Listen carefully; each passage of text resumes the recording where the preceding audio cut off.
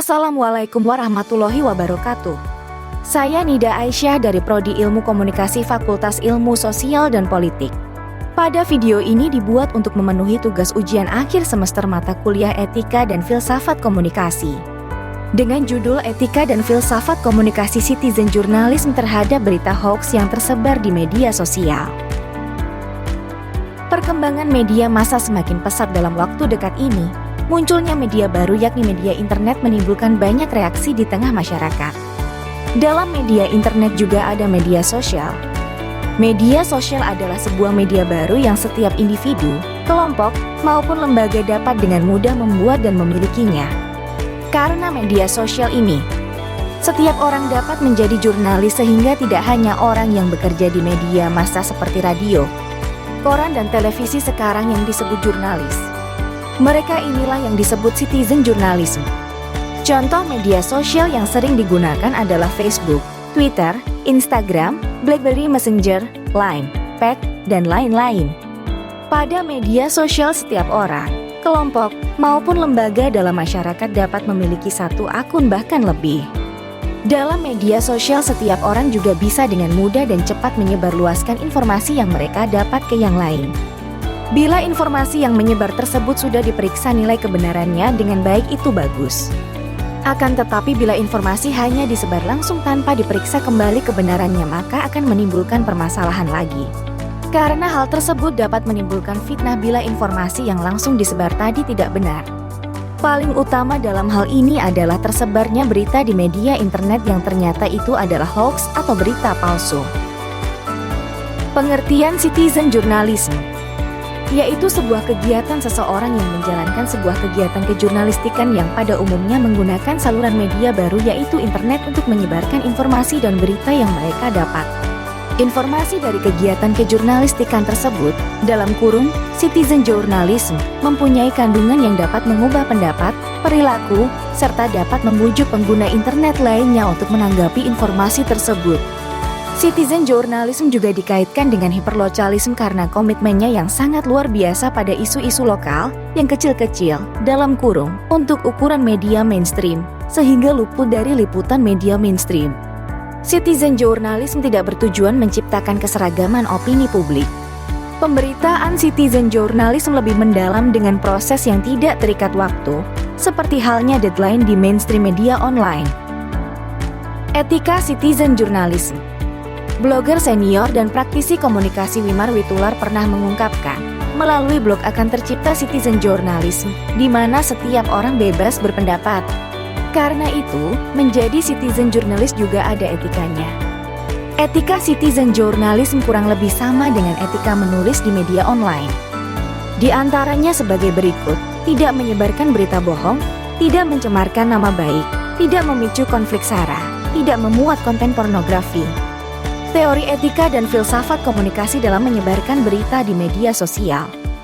Berikut beberapa teori yang cocok dengan penulisan ini, berbagai perspektif etika komunikasi. Aksi komunikasi.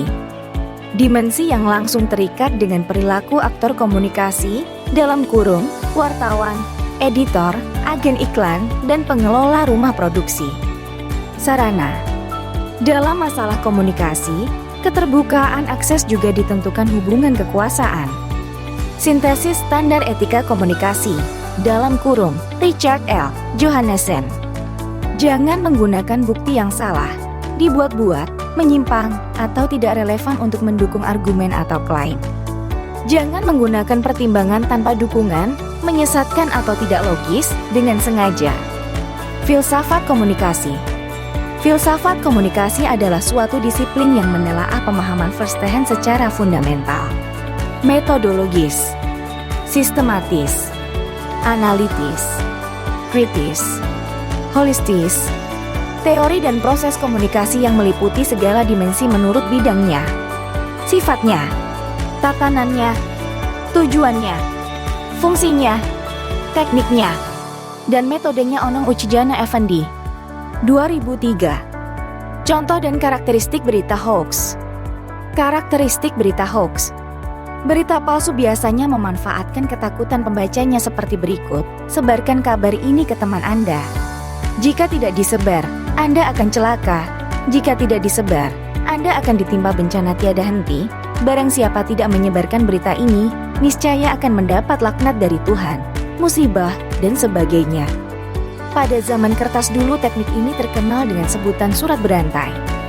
Menggunakan huruf kapital. Sering juga ditemui berita semacam ini seluruhnya menggunakan huruf kapital untuk penekanan pemberitaan. Hati-hati, frase ini kisah nyata, telah terjadi, dan lain sebagainya biasanya justru dipakai untuk mempengaruhi dan meyakinkan korbannya. Berlindung di balik anonimitas atau kekaburan data. Indikator lain dari berita palsu adalah kecenderungan tidak memberikan referensi yang dapat diperiksa pembacanya. Promosi, undian, hadiah yang asli biasanya selalu akan mengacu pada situs atau link perusahaan yang kredibel. Begitu juga peringatan akan virus berbahaya akan merujuk pada informasi laman yang punya reputasi bagus. Hal semacam ini tidak kita temukan pada hoax. Contoh hoax di media sosial. Metode phishing modus penipuan ini biasanya ditawarkan website yang tidak terpercaya di mana korban disuruh untuk mengisi data diri secara lengkap, nama, nomor KTP, nomor rekening, dan PIN sebelum melanjutkan metode phishing. Para pelaku yang menggunakan metode ini biasanya mereka yang sudah sangat profesional di bidang teknologi. Sebut saja para hacker. Karena itu, Anda harus lebih berhati-hati saat membuka konten di website yang tidak terpercaya. Link palsu berkedok undian berhadiah begini modus yang biasa berjalan. Penipu akan menghubungimu dan mengaku sebagai sebuah badan atau perusahaan yang memberitahu bahwa kamu menang undian. Bila kamu percaya, walaupun gak ingat pernah mengikuti kuis atau undian apapun, kamu akan diarahkan untuk melakukan konfirmasi lewat sebuah link. Nantinya, link tersebut akan mengarahkan ke situs palsu buatan mereka. Kemudian kamu akan diminta menghubungi mereka lewat nomor yang tertera di situs tersebut. Jika kamu menghubungi nomor tersebut, ada kemungkinan mereka akan memintamu mengirimkan sejumlah uang dengan alasan sebagai biaya administrasi atau biaya pajak. Sekian penjelasan pada materi ini, semoga dapat dipahami yang sudah disampaikan. Wassalamualaikum warahmatullahi wabarakatuh. Sumber: Jurnal Komunikasi Citizen Journalism terhadap berita hoax yang tersebar di media sosial, _Vivin Mujanah 2013.